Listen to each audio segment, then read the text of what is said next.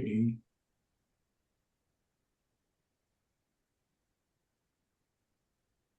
Mhm. Hi, good evening, everyone. I hope you are doing well. It's lovely to see you. Thank you so much. Many of you I've met before, and it's great to see you again. Um, my name is Sarah Wolf, and I have the great joy of being the Strategic Policy Director with Minnesota Interfaith Power and Light. And we have put this book discussion together to hone in on some ideas that we think are timely and can really help shape the policy directions that we go. So this book about power, How to Democratize Electricity Now, is one that I'd had on my shelf for several months by the time I got to reading it in July. And I was so enthralled, really, because I came into working in the energy space within Minnesota, um, not ever thinking I would be working in this particular space and not knowing the deep history of so many of the critical and fabulously interesting efforts that have gone on before. So George Crocker's recounting of his efforts, along with many, many others um, whom we celebrate, are, I thought, were delightfully interesting and important to draw lessons from. I'm so glad that you've joined me to discuss this book, to learn more about it. And it's really wonderful that George Crocker could join us tonight, too. Thank you. Thank you, George.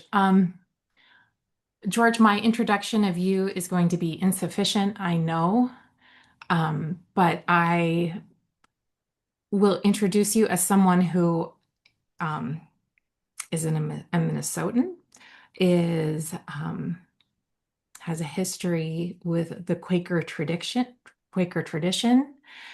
as someone who is a student of systems and particularly our energy systems, and has not only studied and probed, but has asked our systems to do more for us over a course of decades with technical savvy and expertise and bringing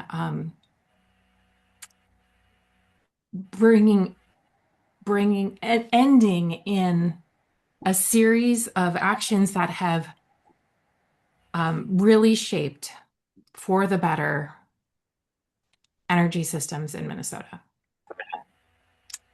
So I would love it if many of you, I, I'm not sure if you've had a chance to read the book, pick it up, or just are here tonight to explore some of the ideas that we can together. Whatever we end up accomplishing over the next hour, and I think I said an end time of 7:45. If you need to leave at any point, of course, please do that. But my hope for tonight is knowing that our discussion will not be a sufficient exploration of all of the ideas. I'd love to ask if you've brought any particular questions that you'd like to bring to the group, to George Crocker specifically. And if you have any of those questions, you certainly don't need to, but if you do, I hope we make a point of getting to them. So would you please put any questions you have in the chat or into a Google document that we're putting in the chat. If you don't want to have it come from you exactly, you can, um, Sam Blackwell, who works with MNIPL, is putting that document into the chat, and you can put your questions there. After I share a few slides that kind of set up some fundamental ideas, I think we'll be able to go to those questions and figure out how to best shape this discussion tonight. Great.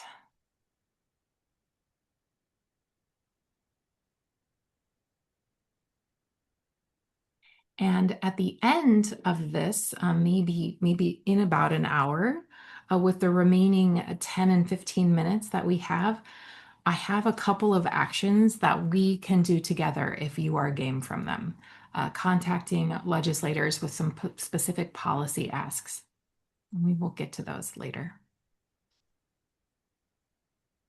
Well, thank you so much. Um, if you'll permit me to try to summarize some of the things that I've learned of late about the forces that are shaping our utility and energy systems, I would love to lead us through just a few slides.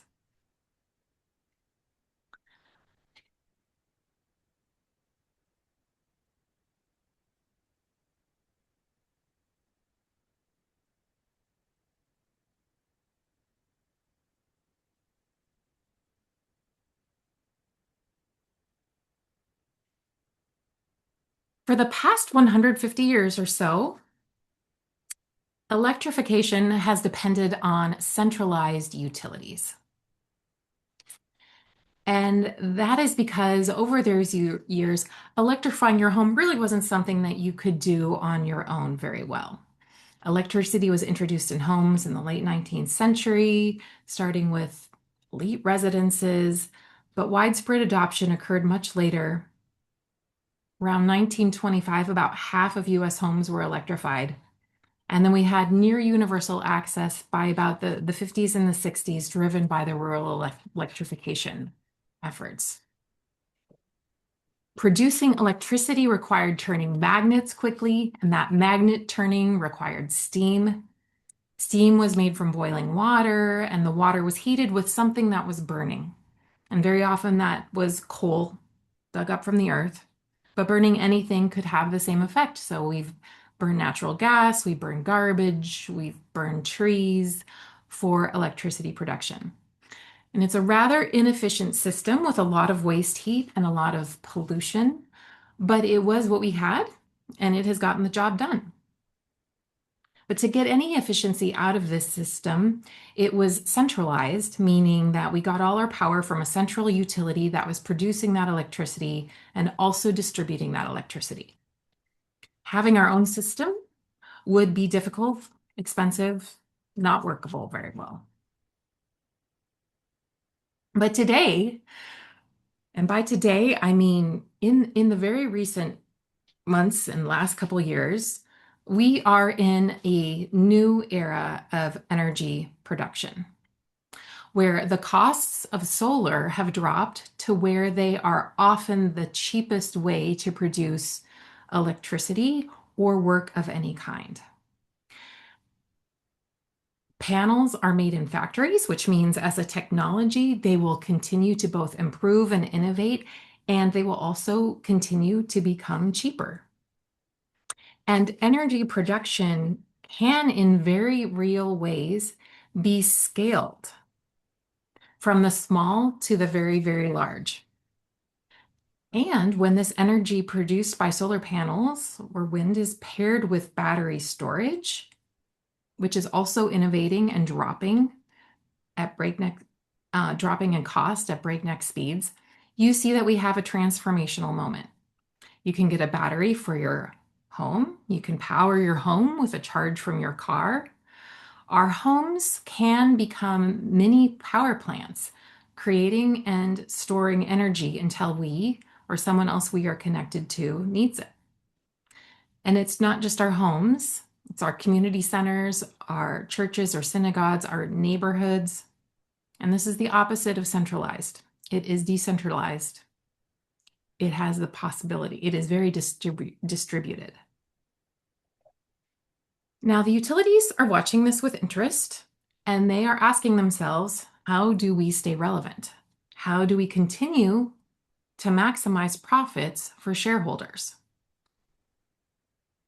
And this idea about how utilities maximize profits for shareholders is one of the places where George Crocker's book has had so much to teach me.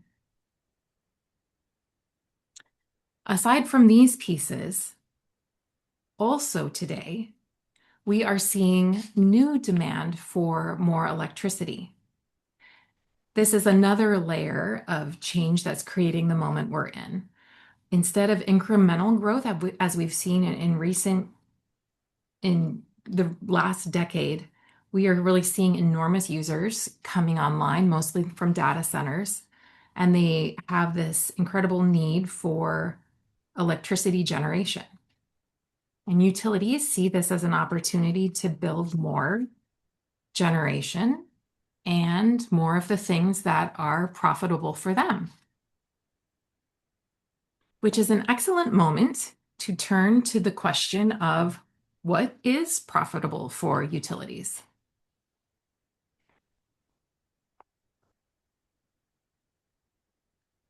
Utilities make money when they build things. New energy facilities, whether it is coal, natural gas, wind or solar facilities, battery storage, huge transmission lines or substations, wires and poles, they ask the Public Utilities Commission in what is called a rate case for a specific percentage of a rate of return to be granted to them and paid by all of us, the ratepayers.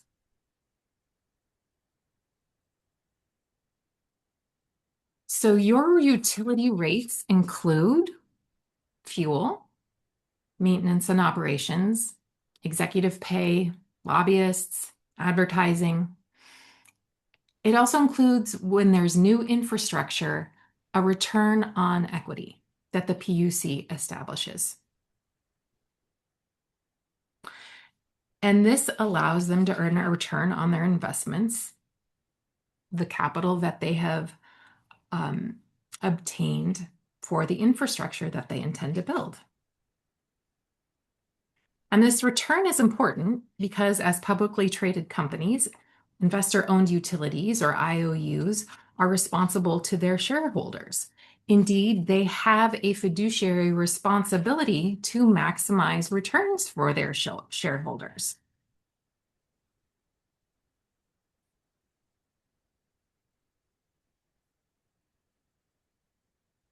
So the more they build, in a very real way, the more they can make.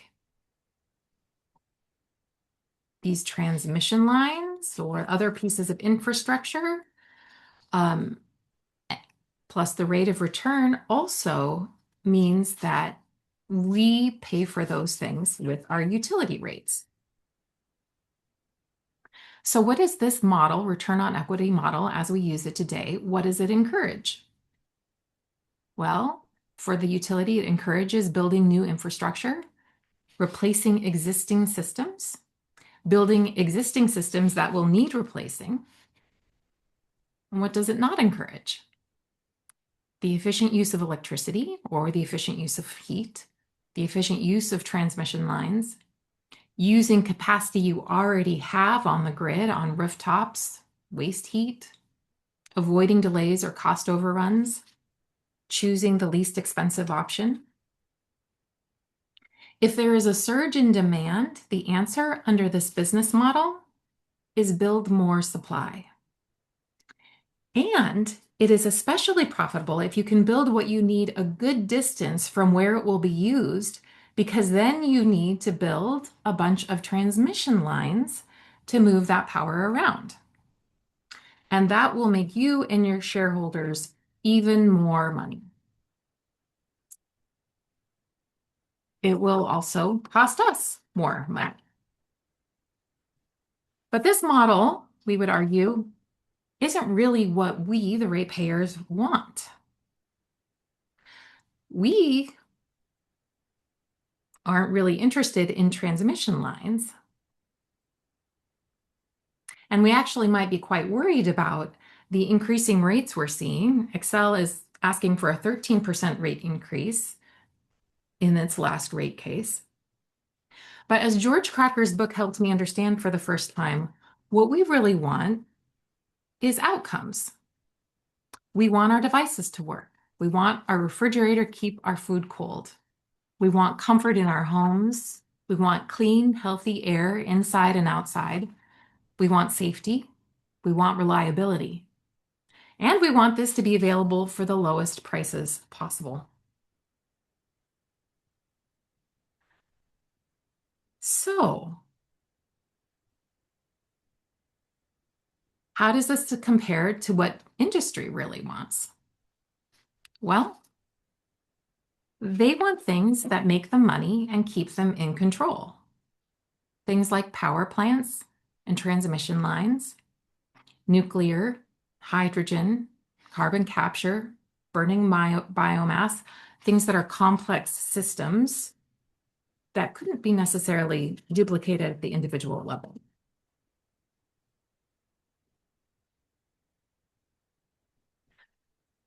And this leads us to the inherent tension here between what we need for the outcomes that we're looking for, what we need as people who use energy, and what we need as a planet that is facing incredible levels of pollution and climate change that's running away, and the system of how the industry is set up to create the services it gives us and sell the commodities and get it to us, and how they are incentivized to profit. So that is much of that is from George's book about power, how to democratize electricity now, and it's condensed and and I think it sets us up for understanding the tension that we are in this moment. So thank you, George. You're welcome.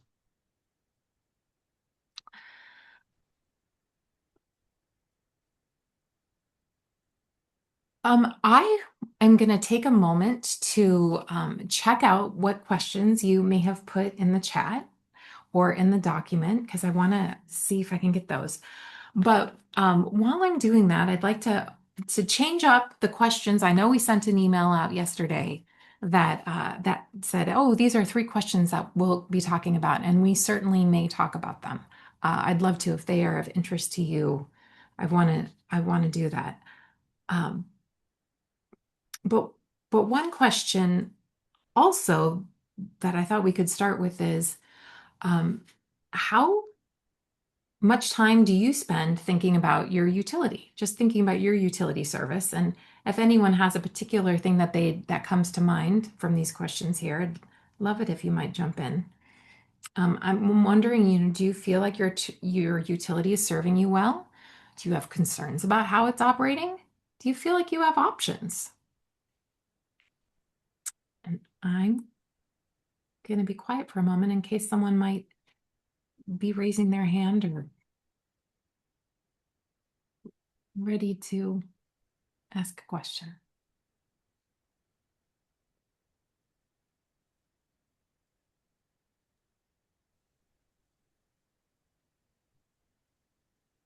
I have a question, just or a response to this. And I do work in a related organization, and we think about these issues a lot. So I mean, I spend a lot of time thinking about utilities. But last year, when it was announced through Congress and their big bill, the tax credits for installing solar on your home were going away. They were good through December 31st of 2025.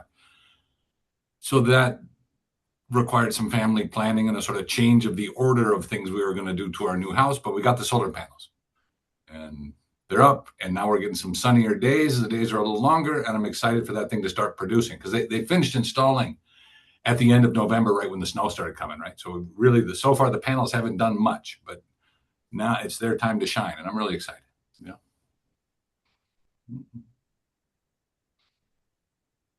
That's exciting. Awesome. Thanks for Mm-hmm. that, Brian. Mm-hmm. Kent. I see your questions there, and I don't think most people think about that. But the people I talk to, I'm out in the western burbs, and I'll be in discussions with people, and I'll say, our current form of capitalism is killing us and bankrupting us, and everybody sits there and nods their heads yes, but they don't know what the option is. They don't know what the solution is. George has mapped that out in terms of democratizing energy. And I looked at the questions that you had in the email yesterday, and all those things are things we need to move to, but they're fundamentally impossible under our current capitalistic structure. Kent, thank you for those comments. So could I comment on that just a minute? Perfect handoff. Exactly. Thank you. It's it's true that the way capitalism is practiced is killing us, but it's also true that market forces are one of the most effective and efficient ways of distributing wealth that humans have ever devised. And if we understand the opportunity that the modern technologies give us to distribute wealth and power based on market forces, why we can really construct a vibrant economy. But that depends on our ability to, as a society, to understand a lot more about what the actual opportunity is and what are community-based ways of capturing the economies of scale that the modern technologies provide us. Great. And we have the ability to talk more about that in a deeper level. But yes, Kay, hi. Hi. I'd be interested in knowing, George, what you think of the degrowth movement. We've got a group, degrowth. We have a group here in Minnesota, kind of focused around the Sierra Club, but anybody can join, that is exploring that. And there was a wonderful presentation this year that showed that the cheaper you make things, the more they get used. The cheaper you make electricity, the more electricity gets used by, if not the homes that are cutting back, then industry and commerce. And I was wondering if you had any comments about, because capitalism is a real issue, if you had any comments about that movement or anything related. Yeah, well, when we if you give if you give your child a candy bar every time your child calls you a son of a bitch, guess what you're going to get called? Right? We tend to get the behavior we reward. And that means that we need to start rewarding the right behavior. And if we reward the right behavior, why growth, no growth, capitalism, socialism, whatever, those things sort of, they don't fall necessarily by the wayside, but they become secondary in terms of how we decide to transform the natural resources that we all depend on into the goods and services that we require. So I don't know how effectively that answers your question, but it's a shot at it anyway. I think we have a couple examples of ways to bring that idea home a little bit, because George and I've been learning from George over a course of several meetings leading up to tonight, but starting with reading the book this summer. And we've been trying to think about this through a policy lens that we're working on. And so there are a couple ways that we can just throw up on the screen. And I'm gonna go back to sharing just one more slide here, if I can. And this is we're talking about alternate models to building more power under alternate models to building more under the centralized utility structure. So can we do something other than that? And there's the first one that George is talking about in about power, and that we've been discussing, and many of you I know in your fields of work have been doing this for a long time. So this is not a novel idea by any means. But we're talking about how can communities own the solar that through panels that are around them, maybe rooftop, but maybe something larger than that. Maybe it's community scale solar. Maybe it's an array in a that's sizable, and maybe it's paired with battery storage. And how could that be produced for the community, thereby not needing to have huge transmission lines be part of the delivery system, not needing to invest in those expensive kind of pieces of infrastructure? And how could the community then profit itself rather than sending profits to someone else? So that community-owned solar and storage model is one of the examples. And Lee, I'm loving seeing your hand. Lee Samuelson.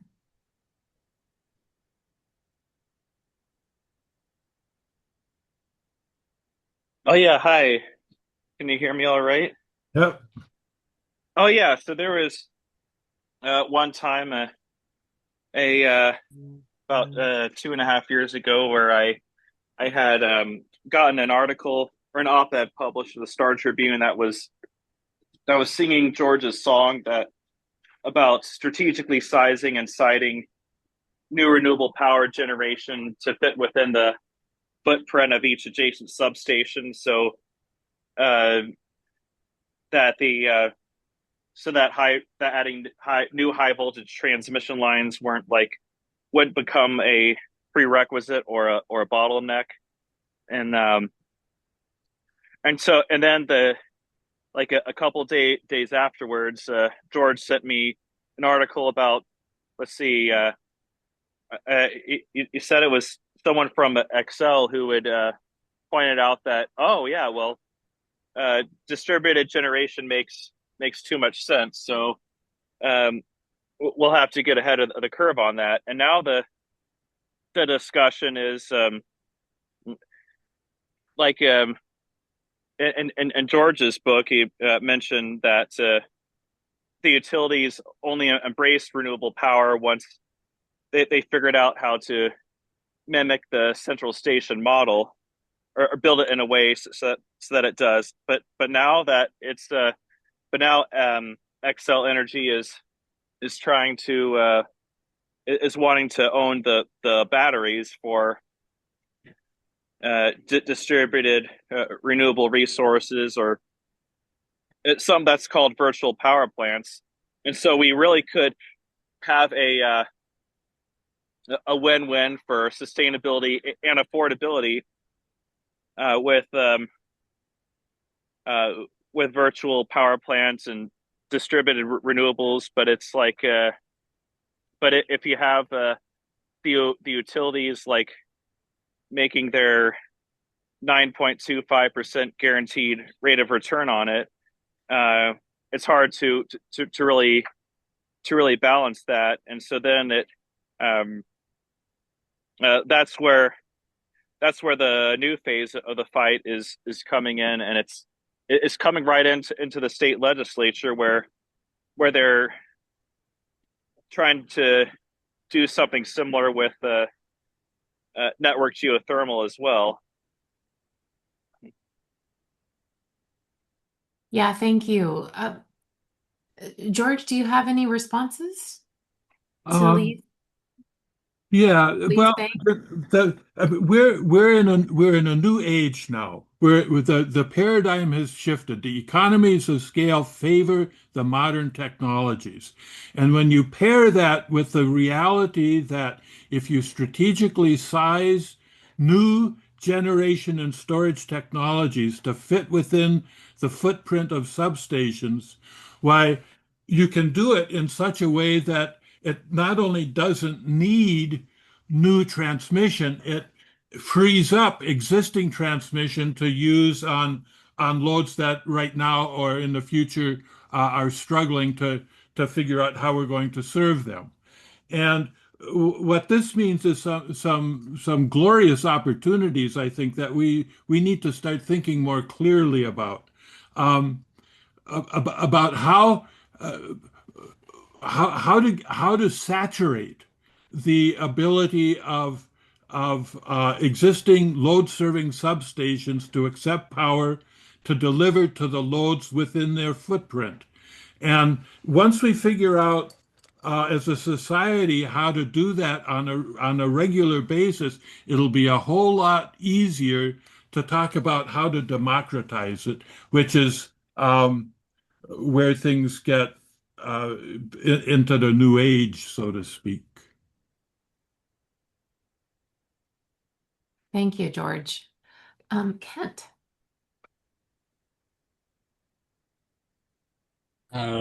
Spinning off from that is like Excel. Like to me, it's until Excel and other monopolies, big businesses out there acknowledge that a lot of their profits are based on externalized costs that they aren't paying for. Like Excel, they're getting their specific rate of return, but the damage to the community that nuclear power plants are doing right now are not part of their bottom line. The pollution, it's not part of the bottom line.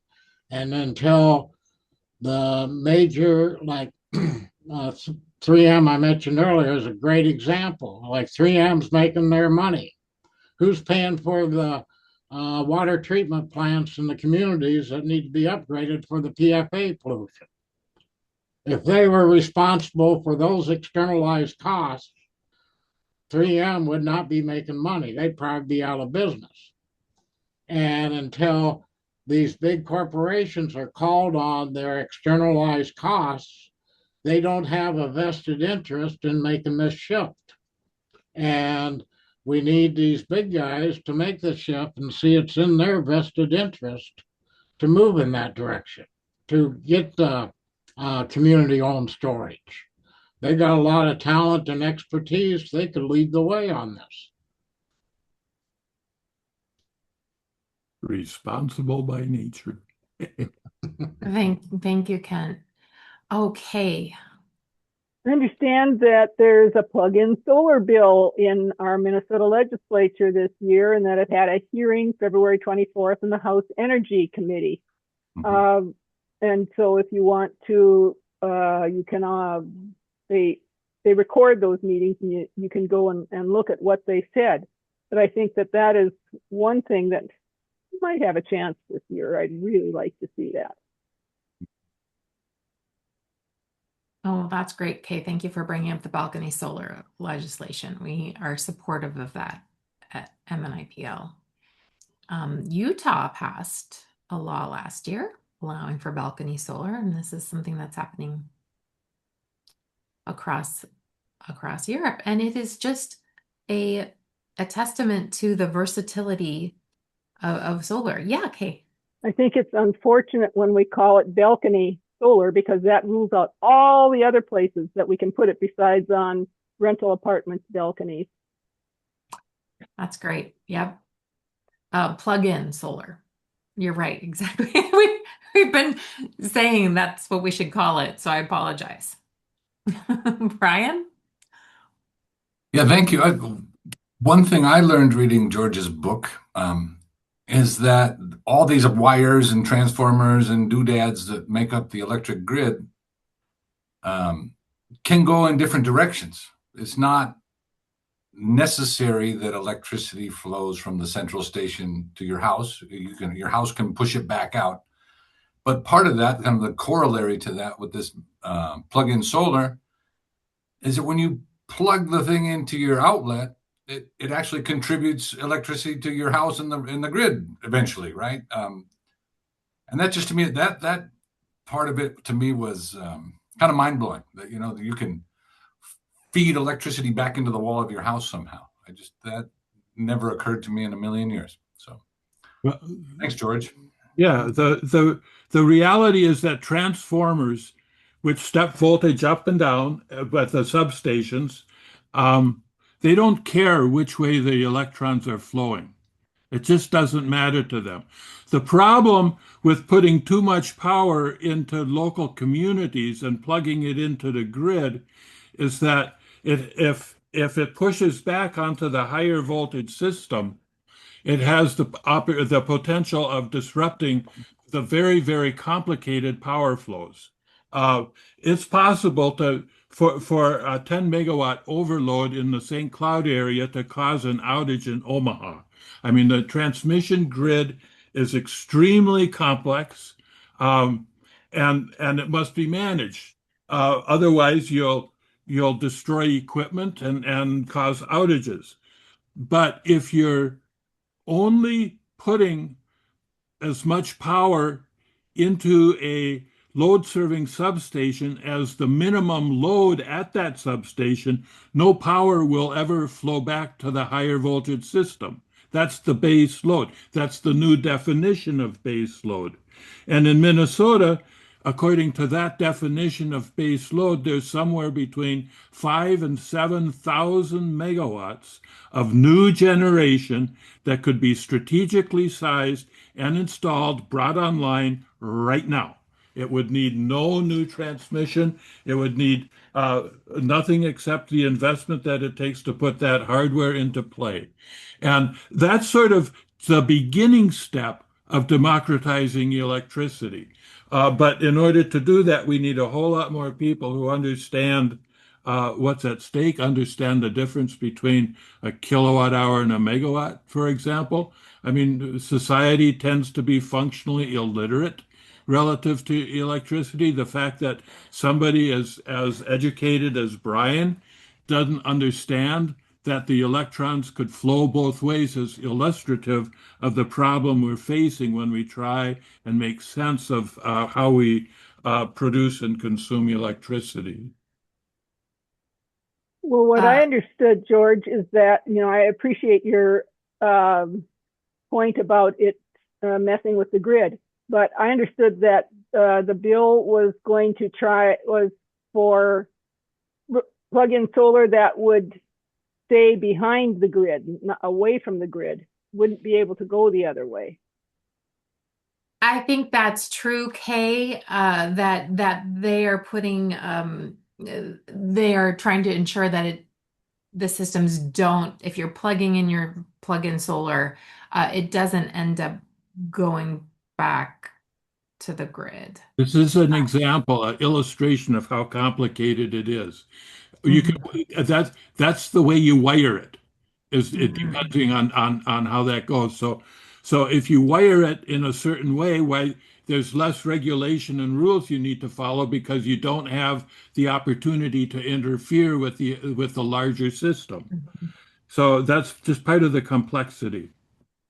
And Kathy, I see your hand, but if you'll give me just a moment to dwell on the point that George just made, one about numbers. And if, I will tell you that I probably know the least about this topic of perhaps anyone on this call. And so, Brian, when you're talking about learning things through George's book, that was me all the way. And I can't tell you how many times I've had to look up what a megawatt is. Obviously, or not, it's 1,000 kilowatts, but how do I make that into, like, how many homes is that? And I end up trying to think to myself, well, you know, uh, a megawatt might be what a huge high school uses or something. And that may be off by some measure, but at least it is a tangible thing that I think about in terms of like what are we trying to get at when we're saying megawatts, because then you have a figure that I think is really worth dwelling on here, which is that there could be 5 to 7,000 megawatts, not could be, like there is this capacity that we could be using across Minnesota. And so if a large user comes in where we think, well, how are we going to get new supply? We have this decision we can make potentially, which is let's keep doing what we've been doing under a centralized system where someone else owns the power and we pay them regularly for it. And those IOUs, investor-owned utilities, will send profits to shareholders, and we can keep doing that. Or would we like to take advantage of some of the potential that we're talking, that 5 to 7,000 megawatts around Minnesota, communities owning pieces of that and having it serve them? And so that figure of 5 to 7,000 megawatts is 5 to 7 gigawatts. And when we're looking at, for instance, what hyperscaler demand is looking like, we're looking at being able to meet that. I'm not saying we should. I'm not making a comment on data centers at all, but that's the scale of possibility here that we could be producing locally. So thank you, Kathy, for your patience. Kathy Iverson.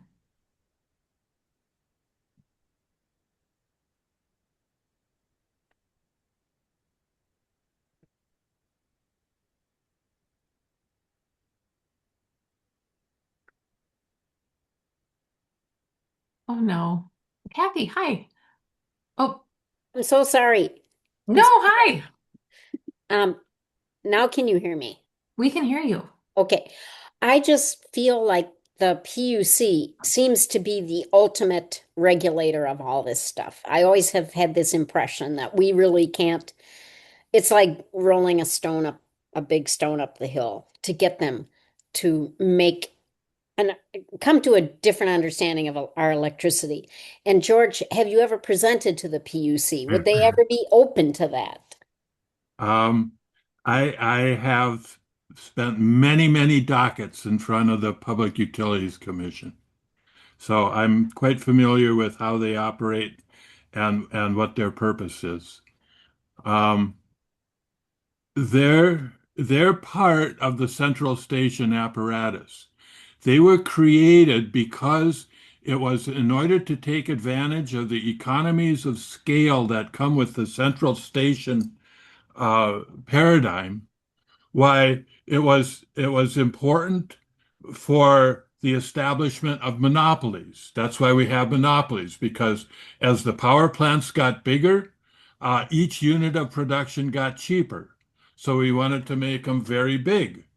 But that meant we had to get lots and lots of people to use them. It was what they call a natural monopoly. Well, if you have a natural monopoly, then you need a public regulator to avoid at least some of the worst of the abuse that comes when you have monopoly capital. And so that's why we have a Public Utilities Commission to balance the public interest as these monopolies go about their business of making money for shareholders. So being as the Public Utilities Commission is a creature of a central station paradigm, I think it is extraordinarily optimistic to think that that creature of the central station paradigm will be a useful instrument in changing that paradigm. They dabble around the edges. They do it in such a way that it ensures that the monopoly interests maintain their monopoly control. That's why you see large wind farms and large solar installations as you're driving down the freeway. You see these big formations of renewable energy. Okay, that's good. We like renewable energy. But that's power that is still owned by the monopoly. That is not electric democracy. That does not eliminate the economic sense of grievance that leads to fascism. And in order to uh, break that pattern, why we need to have a presence in front of the Public Utilities Commission, but we need to change the basic agreement that we have as a society on how to manage the technologies that no longer require that monopoly formation in order to achieve economies of scale. The economies of scale of the modern technologies are the exact opposite of the economies of the new. The economies of the modern technologies, everything becomes cheaper as we make more of them because, and all of the components, whether they're solar panels or wind turbines or the gadgets at switching yards, they're all mass produced. They're made in batches and on assembly lines, and the more of them you make, the cheaper each unit becomes. And that's why we need to figure out how we can uh, disperse and distribute these modern technologies in a way that's local control. So we don't need a public utilities commission to manage great big machines. We have businesses of one sort or another in each community, in each set of communities, that is managing the infrastructure that it takes to provide their electric utility services, and they're all networked together for reliability purposes. Mhm.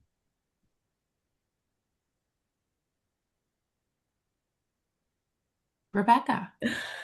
Thanks, Sarah. This is great. I'm just thinking about an analogy that might be helpful for explaining to people all the benefits that could come out of this.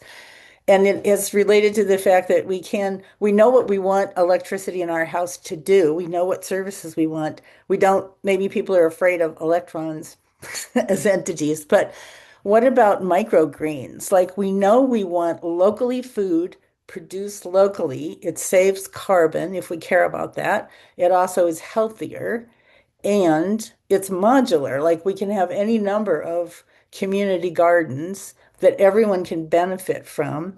I was looking at your slide, which talked about local control, and then how would the efficiency of adding things to it. And even that kind of works out because once you have a local food system that's we realize is separate from the general food system that we have in this country, we can produce a lot of things that we need, greens and, tomatoes and fruit and stuff. We may have to still have other things brought in the same way we would still need high voltage at some point. Anyway, I was just thinking of it might be fun to think of an analogy if people are having trouble understanding what this locally controlled modular structure could do for them. Because it may seem like, oh, it's just, we have a system that works, but we don't because it's producing heat that's heating up our oceans and, making a lot of pollution. And so it's very inefficient and it's also very, wrong and ugly. Somewhat like our industrial food production is. Anyway, I just thought of that as kind of an analogy, and so I'm sort of playing with that in my mind. Thanks. Thanks so much. This has been just a really wonderful discussion. Well, I love that analogy. And I think it's interesting to take it further, thinking about vulnerabilities that we have too. When we have centralized anything, if something happens to that centralized anything, there are really huge impacts that continue. Just at a presentation in the House Energy Committee today was talking about reliability and the risks that are there. And when you have distributed anything, whether you're growing food or you're growing energy, you are building more resilient systems. Kent. I think George made a comment, change the basic agreement. What is the basic agreement we need to change? I think Rebecca kind of alluded to where our current structure is, it's not sustainable. It's killing our planet. And so maybe George can articulate what is this basic agreement that needs to be changed. I think that might be potentially the spearhead we need to be talking about, because everything we talk about, like these pieces in the legislature and all that, is like moving a boulder uphill. We got to smack them between the eyes and get their attention. This whole structure needs to change. Anyway.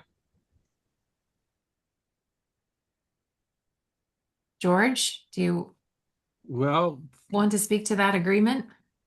the this relates to the previous discussion we were just having about the role of the Public Utilities Commission. That's the existing agreement that we have in terms of how we deliver electric utility services.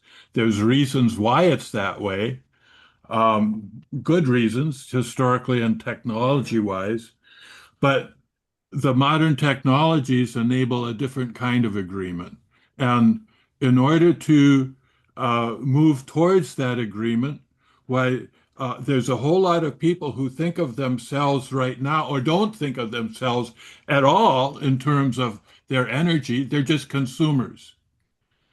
Humans are just consumers. We just consume it. Electricity comes out of the socket in the wall. Um, we need to start thinking of ourselves on a community basis and a neighborhood basis and a societal basis as managers. We're energy managers, not consumers. And when we start to think about ourselves as managers of the resources that we rely upon, that we use and consume and manufacture and distribute, why it's sort of a different set of ethics that comes to play when we're managers with it. We have we have more of a fiduciary responsibility that we can all understand, at least at some level, and we can understand uh, more about what our responsibility to our neighbors is if we have a relationship that directly connects our energy consumption patterns with our neighbor, because we're connected and we can see the connection. It's not a wire that is owned by an outside corporation that's just feeding in to consumers, but it becomes a network of a community. And so it's in that direction that I think we need to start to understand.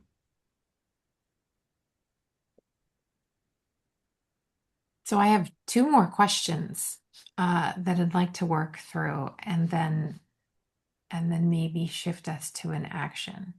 But it will take a few minutes to get through these questions, I think, and I'm glad for them. Joe has put in the chat this question, and he says, assuming I understand your concept about locating capacity at substations, is there sufficient room near substations to locate enough generation for densely populated and commercial areas? Yes, it's not that it has to be located right next to the substation. It's that it has to be connected electrically on the low voltage side of the substations, and to up to that limit of that base load that we were talking about. So there's plenty of ways to do that. There's all sorts of rooftops on top of commercial buildings and parking ramps, as well as individual house rooftops. But we can capture economies of scale by finding open spaces that aren't necessarily right next to a substation, but that are electrically connected to the low voltage side. And if they're connected that in that manner, why anywhere within that footprint is acceptable. Great. Dwight? So, George, Wait, I'm listening to what you're saying, and I'm I own a farm place 150 miles outside, so I'm not talking about my house here in Minneapolis. I just I met the deadline of December 31st, 4:30 p.m. on December 31st of installing 11 kilowatt solar panel, you know. So am I just serving my own purposes there? I want to serve not only my own purposes, I want to do this community service that you're talking about. I have no idea where the substation is, whether it's proximate to my farm or 20 miles away in Alexandria or farther away. Uh, am I serving the public purpose or am I am I screwing up the system? 11 kilowatts, you said, Dwight? Yeah.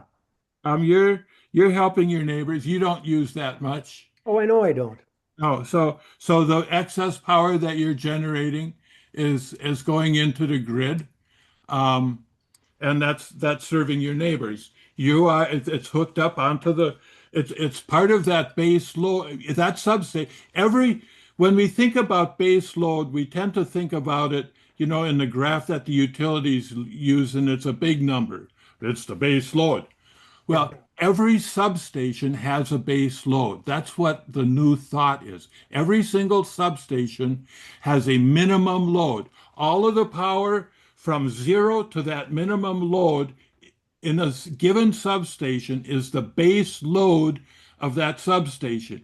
Your 11 kilowatts is part of that base load of the substation to which you're connected. And because you and your neighbors have not put enough new capacity into that footprint of that substation to rise above that minimum load, that base load, there is no way that you are impacting the higher voltage system, except that the higher voltage system is not pushing power, as much power into the distribution grid as it otherwise would. And so that power that's in excess of what you're using is following the path of least resistance to consumption points throughout your community. So I can go out and advocate to my neighbors to do something like I've done to push out power to build their own Yeah, and installation and the co-op. I'm served by one of the co-ops. They will keep track of all that so they don't screw up their base load on that substation. they will now you're getting complicated though because your co-op is a member of a G&T, a generation and transmission co-op, Great River probably. Great River, yes. And your all of these member co-ops have what they call all requirements contracts. And that has nothing to do with the physical nature of electricity, but it has to do with the social relationship that we've formed as we provide ourselves with energy services. And those relationships are utterly and completely screwed up any which way you want to look at it. We could spend the rest of eternity talking about how screwed up it is.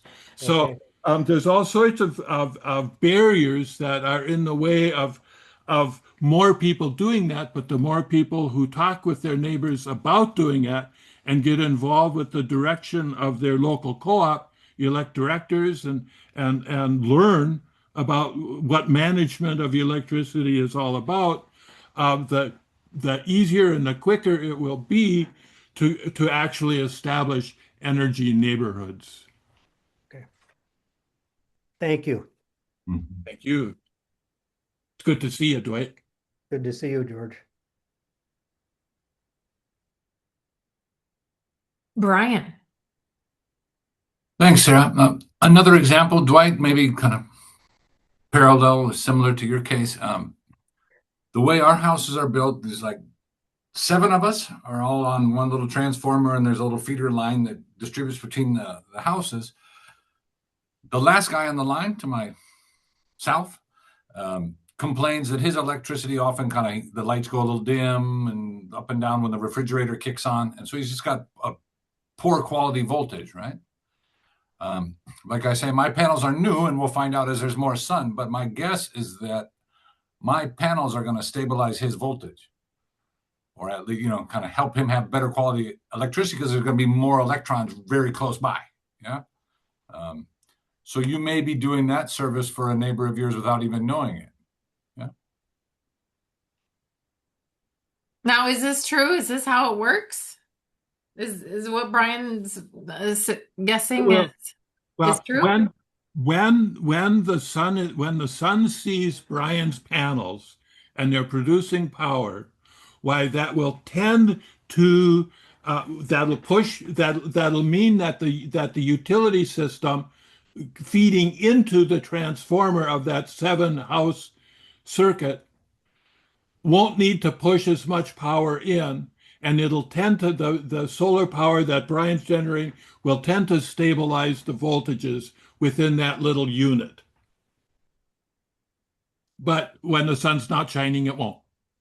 Oops. But if when I add batteries to my system, that will even that out a bit, right? Well, that would make it so it'd be a more that you'd be providing more of a stable contribution to the load. Yes. Now, I'm not sure, Brian, how much capacity did you say you were injecting?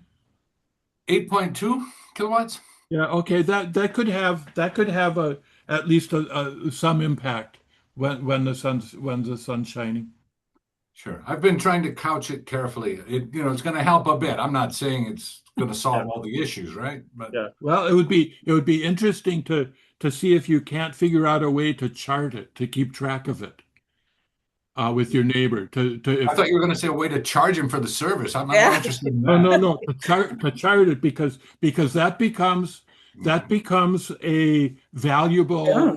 service that has a value, and that when we go before legislators and whoever, we can talk about how this helps consumers have better utility services. Hmm. Well, we'll see once we test the theory a little bit, I'll get Jake to do a testimonial on camera. Yeah. Citizen science. That's good. You're a citizen scientist now, Brian. I've been one for a long time, Rebecca. I know. I mean, I know. But in this case, you can get some data from that. Yeah. Awesome. These two examples are very helpful for me to think about, that makes it more, obvious. But I know we have to bring this to scale. And I was intrigued by something. I was rereading the book today, and I saw again the point about passive income of the investor class in the United States. And they're getting so much return on equity. There's so much profit in what they're doing, and therefore they don't want the system to change. Is there any way that, I mean, this sounds very naive, like, why don't we just try to get a reduction in their profit amount? I mean, 10%, maybe it's not very, it's too high. If we could get it reduced to the point where it says in the book, they'll take, George, you quipped, they'll just take their money and, invest it in something else to get the same rate of return. Would it be possible? I mean, is it too pie in the sky to think of getting the rate of return reduced to something like 6% instead of 10%? I don't think we're going to do that until we have a whole lot more people who know the difference between a kilowatt hour and a megawatt. Okay. But it's also true that as more people get involved with their energy neighborhoods, that we can start to talk about that right now consumers have virtually no leverage in the decision making. When I went to intervene and butted heads with Dwight when he was sitting at the council table across the way, why it was just me. It was just me and my mouth. And sometimes the things that I was able to say made enough sense to some of the decision makers, so it altered a little bit of the direction, but not usually. Not usually. The system goes on, and the system will continue to go on until there's enough people organized well enough to change this largest formation of capital that humans have ever amassed, which is what that machine is. It's all one big machine. And so that's the challenge. But the technologies are now with us that enable that to happen. There's nothing physical preventing it at this point. That's the moment of opportunity that we now have. These are the That's right. things that have converged into this moment where something else is possible. That's right. I'm looking at the clock, and so I just want to let you know that we have about 8 minutes left in this discussion, and I'm loving the discussion. Thank you so much, everyone. I think I'd like to go to Kent, and then maybe I will share another thought before we close out, but I don't want to stop you from raising your hand. Anyone else who wants to do that, so we'll definitely accommodate that. Well, Rebecca brought up passive income is the key, and how much of this passive income is generated on externalized costs that we, the people, are paying for at the community level. We've watched consistently over the last few decades where the middle class is disappearing and the wealth is consistently moving upward and not being distributed. And until people understand this passive income is externalized cost, otherwise, like all the people that make money off 3M is a good example. If 3M was paying for their externalized costs, those people wouldn't make any money. So let me just maybe a little clarification. Passive income is income that comes from stocks and bonds. It comes from rental properties. It comes from income not by the sweat of your brow. You didn't work for it. You got it passively. It was interest on something. So rich people have a lot of that. That's where they make their money. And so passive income tax credits are a very, very powerful tool to channel capital towards systems that decision makers in Congress decide it needs to go to. And so those the nice thing, the wonderful thing about the scale of development that we're talking about with energy neighborhoods is that it's below the level where passive income seeks its advantage. Passive income likes to go for tens and hundreds and billions of dollars. It likes big, big chunks of capital. That's what passive income seeks. But what we're talking about are capital formations at the community scale. They're in the neighborhoods of 2 or 3 or 5 or 10 or $20 million for energy neighborhoods. And these are too small to be very attractive to the large capital formations. And so being as it's at a community scale, why that means that the money can stay locally, and we don't need to rely on corporate capital in order to make community capital work in energy neighborhoods.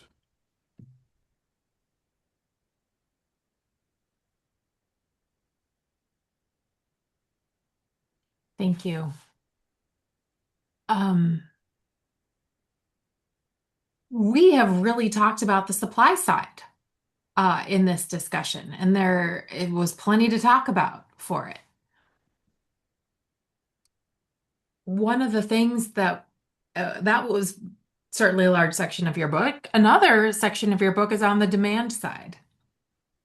And we are not going to have a chance to explore this, but I just want to draw the connection to a second bullet that was on one of the slides I was showing at the end. You know, what can we tangibly do here? One of the things was talking about how you create these community-owned energy generation structures with solar and storage. Another is looking at actual demand and how you build real efficiencies into that. Someone was talking about how the PUC or different institutions might work at the margins Uh, but maybe we don't take the biggest bite out of where we could. And when we have data centers coming and saying we need a lot of energy and we kind of need it quickly, we don't necessarily have time to build a nuclear plant. We don't necessarily have time to build the transmission. It is really worth us remembering the amount of efficiencies that we have access to. And George, I'm sorry we didn't talk about end use analysis, where this really critical idea that you bring up is looking at how much power do you really need to make your food cold and to keep your home warm, etc. If you're using efficient technologies there. And so I was testifying today, I wanted to share with the committee that was considering exempting smaller data centers from what we call the eco requirement, which says in any given utility, they're working towards efficiencies at a certain percentage level, like 1.5% a year. They're looking to reduce their electricity loads. And that's I think an example of, jumping around the margins. And the important work that you did, George, with others, to say if we were really looking at what we could do from an efficiency standpoint, we would not be needing to build the infrastructure that we're building. And so knowing that I have 2 minutes left and took too long to describe that, I do want to toss it to you because this is this whole other fabulous idea that needs exploration for the last couple minutes. And then all the things that I said we were going to do at the end of this conversation, we won't be doing, but I will be putting in the resources that I will be sending to you tomorrow and hoping that you will do them as you wish. So George. So the electric utility, they sell kilowatt hours. That's their business model. Selling kilowatt hours, and the more of it they sell, the more money they make. If they were rewarded for providing services rather than a commodity, why their financial interests would be served not by producing more of a commodity, but by using that commodity more efficiently. That would enable them, instead of building a great big new power plant with its transmission, to make an investment in thousands of more efficient refrigerators and figure out how to distribute them equitably throughout a community. It would enable them to look at people's heating, ventilation, air conditioning systems as the upgrade that would reduce the draw on the supply side.